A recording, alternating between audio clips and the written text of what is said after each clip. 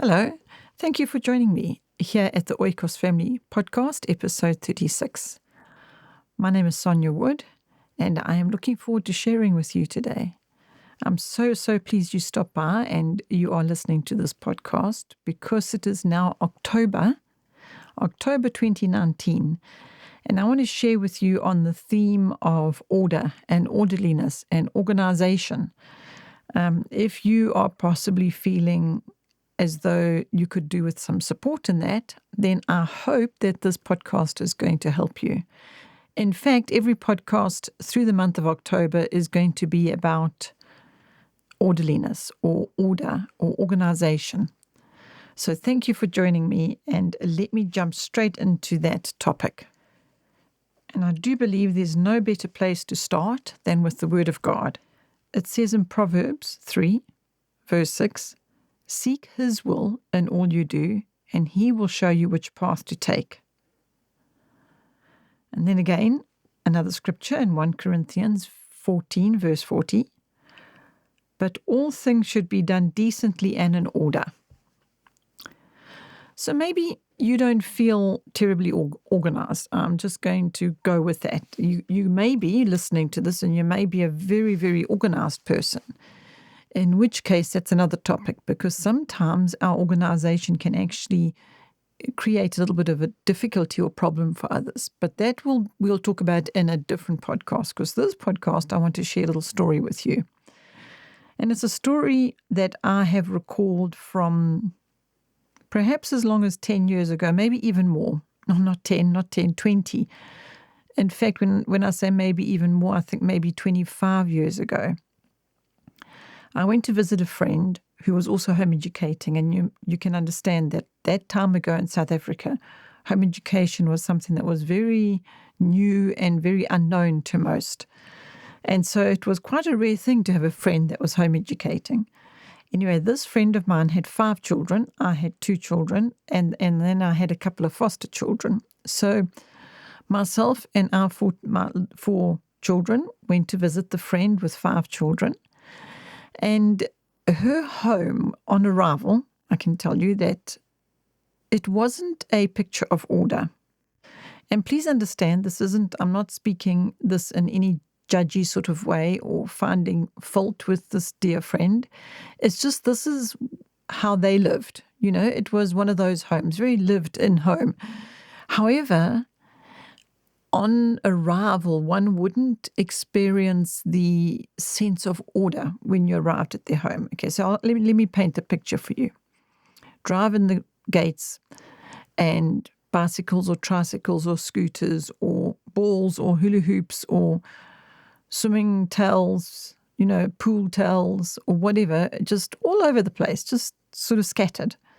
And then go into her home, and the lounges, a lot happening in that lounge. Garments of clothing all over the chairs or the floor, and various games, toys happening in different places, mostly everywhere. This was the general state of the lounge. And then walk into the kitchen to put the kettle on, to make some tea. And it was then that I realized, you know what, I think I can maybe suggest to my friend that I can maybe come one day and we can spend some time on planning and ordering things in a way that will actually help her. So I very sensitively and gently broached the subject, and I asked her, would you like me to come one day where we can have a project and we can get some order, whereby I'll go to the store, which is in this country, in South Africa, we call it Macro. In those days, it's actually a very long time since I went to Macro. But anyway, Macro was this big department store where you could go and get bulk things and, at a discounted sort of price. So anyway, I said to her, I'll go to Macro and get some containers of sorts and come to her home one day with the children, and we can have this big project day, which is all about order. We'll call it our Orderliness Day. And fortunately, at the time we were doing KONOS, and we were doing the unit study curriculum called KONOS, because we lived KONOS, and we were in the actual the character trait of orderliness. So I'd already picked up lots of good ideas from that, and we'd been practicing that in our own living. And I realized how much that I had valued from that and how much our family and children had valued from it. And so this is why I felt maybe I could suggest to my friend that we make a project day. And she was very, very open to that. And she was very excited about it. And she wanted us to, make it very soon, because she said she really could do with some help in that area. So I was very pleased that she was so open, and I was a little sensitive and feeling a little bit cautious because I didn't want to offend her in any way by even making the suggestion of me coming and helping her with the project day to get order. But she was very, very open to it, which I was relieved about. And so we set our date. And then off I went to Macro, and I got some containers of all different shapes and sizes. And I found some clear crates, I can call them. It was like a frosted sort of plastic where you could see through it, not completely clearly, but it wasn't completely clear, transparent plastic. It was more frosted, sort of white frosted plastic crates. And then I found some brightly colored ones, and they're all different colors and shapes and sizes. But what was exciting is they stacked on top of each other. So I bought a selection of these, and then went back to my friend on the date that we had decided upon. And we sat down with the children and we said, now today we're going to have a very fun project. This is what we're going to do. We're going to find every tiny, tiny little toy. They're all not allowed to be bigger than this size. And we showed the children the size. And those all have to go into this box over here. And then all the soft toys are going to go into this crate over here. So, of course, there was a big crate because some of the soft toys were big plush teddy bears and such. And they're all going to go into this little crate over here. Well, it was a larger crate. And what I did when we were doing this is I called the crates their houses. I said, so the teddy bears are going to go in this house, and the tiny things are going to go in this little smaller box, because this is going to be our little miniature house. And I just started calling them houses because that's what we did at home. We would call the place where something stays I was going to say the place where something lives, because that's actually what we used to always refer to it at. Where do the scissors live, and where is the sticky tape? It lives in the drawer. And so it was like all these little houses where all the different items stayed. Now, I know they're not living things, but it just worked. It worked in our household. So back to the friend and the project day. So this is what we did. We spent the morning doing this tidy up, and we started outside and we parked all the various vehicles, scooters and tricycles and bicycles. We parked them all in as though we were in a parking lot, and we were putting all of them in straight lines, and we really had a lot of fun. And then we drew with chalk. I know it's got a name. I think it's pavement chalk or something. Big fat chunks of chalk. We drew shapes around the tricycles and so on to make parking places. And I have to say that I actually got that idea from our daughter, who at a very young age decided to draw around her shoes. She had her shoes lined up in the bottom of a cupboard, and she got a Koki pen. I think they call them Sharpies somewhere else. But anyway, here in South Africa, we call them Koki pens. And she got a Koki pen, and she drew around each shoe to show that that was the place where those shoes went. And next to them, there was another place where other shoes went, and she could see at a glance when she put her shoes in the cupboard which ones belonged where. And that was her own doing. She wanted to do that. And so that idea was now carried through to doing this chalk drawing around the tricycles and the little plastic scooters and so on. So it was a lot of fun. And we moved from there into the lounge where we used the crates. And then it was time for tea. See, it's very important, tea time. And we went into the kitchen. Now, the kitchen was probably the room in the house that was the one that needed the most help with when it comes to order and getting order. And so this was a wonderful exercise, because we could say, okay, we're going to come into the kitchen now. We're going to make crumpets for our tea. So to find a bowl to beat the cream in, and somebody was going to beat the cream so that we could have syrup or honey and cream on our crumpets, and somebody else was going to beat the eggs, and everybody's going to be set to task, and we're all going to make crumpets together. It wasn't just Mom going into the kitchen to make crumpets while the rest of us tidied up, because this was actually an all-day project, and so we were all going to do it together, which made it a lot of fun, I must say, because we were coming up with poems and songs, and we had music playing while we were tidying up in the lounge and putting all the bits in the different crates. And then in the kitchen, it did look a little daunting because, like, where do we even begin? There wasn't even a spot on any countertop to make a space for setting the children up to, beat the eggs or the cream or whatever. And so the first step was we had to clear space, surface space. And the way we did that was we just got big containers, again, like crates, and we just put everything that was in the top of on the kitchen counters, and we just put them all into these big crates, so that suddenly we had these very clear countertops, and it took a few minutes. And then after that, we started going, we made the crumpets. Okay, wait, let's just keep our tea in order here. We cleared the countertop very quickly, and then we made the crumpets by digging in the crates, looking for the bowl and the whisk and various things, and it took a little time, but not too long. We made the crumpets, and we all had some nice crumpets and tea and juice in the garden because we have lovely big blue skies, and the weather was right for that. Actually, now, if you can imagine, I'm going back in my memory 25 years here, and it's such a blessing to me to share these podcasts with you, because it's so lovely going back down memory lane and just repicturing all these moments. And when I mentioned earlier about us singing, I actually recall some of the songs that we sang and the games we played when it came to this big project we were having that was Orderliness, our Orderliness project.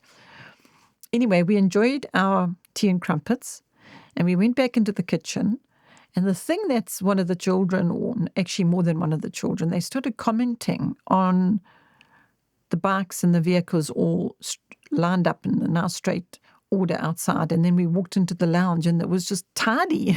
It was clear. All the crates had things in them, and the crates were stacked in one place. And suddenly this lounge there was so much space. And, it had an impact on the children. They immediately recognized, or they immediately commented on how different it was. So then we went into the kitchen, and we all helped with cleaning up after the crumpet making. And then we started sorting the crates that had been just everything that had been on the countertops been put into the crates. We started sorting out those crates. And so again, we got containers, and we put all the utensils that were of a certain kind in one crate and another kind. So it was just basically categorizing, if you can call it that, into the different crates, the different items. And then after that, we were going to go from the crates into the kitchen cupboards and, start sorting in that way. But it turned out that it was actually quite a good idea just to put the crate straight into the cupboard. And so it was quite amazing, because it became something that I went back to my kitchen and did, which I hadn't done before. You opened a kitchen cupboard and there were casserole dishes in the cupboard. But now I had got this idea that I'll get a container that fits that shelf, so that I'll actually take the whole container out of the cupboard, and it'll have the various kitchen utensils or items inside the crate. And that still looks like that today in our kitchen. You can open a cupboard, you can take out a big plastic crate, and inside that is all the various attachments for one of the appliances, for example, rather than them being in a drawer or just on the shelf, where you have to dig to the back of the shelf and so on. So this project day was going to take a day, but it didn't, because we were just going to do outside the lounge and the kitchen. And what happened, there was so much value that came from this day that this dear friend of mine asked me if we wouldn't mind coming back another day, and we will do one of the children's rooms. So we were all excited about that. So let's do that. In fact, she had 3 children in one room. They were all sharing, obviously. So we went back another day on our next date, project date for Orderliness, and we continued with this exercise of getting order.